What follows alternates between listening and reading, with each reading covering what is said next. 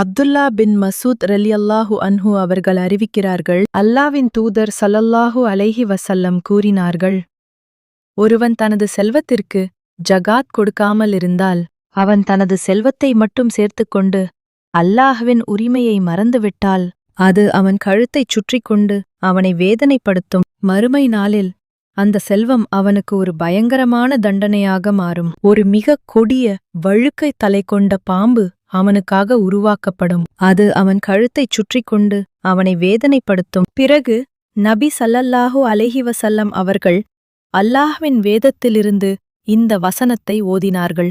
وَلَا يَحْسَبَنَّ الَّذِينَ يَبْخَلُونَ بِمَا آتَاهُمُ اللَّهُ مِنْ فَضْلِهِ هُوَ خَيْرًا لَهُمْ بَلْ هُوَ شَرٌّ لَهُمْ سَيُطَوَّقُونَ مَا بَخِلُوا بِهِ يَوْمَ الْقِيَامَةِ وَلِلَّهِ مِيرَاثُ السَّمَاوَاتِ وَالْأَرْضِ وَاللَّهُ بِمَا تَعْمَلُونَ خَبِيرٌ. அல்லாஹ் தன் அருளால் தந்த செல்வத்தில் யார் கஞ்சத்தனம் செய்கிறார்களோ அது அவர்களுக்கு நல்லது அல்ல. மறுமை நாளில் அவர்கள் கஞ்சத்தனம் செய்து சேர்த்து வைத்த செல்வம் அவர்களின் கழுத்தில் சுற்றப்படும் என்று நபி ஸல்லல்லாஹு அலைஹி வஸல்லம் அவர்கள் கூறினார்கள்.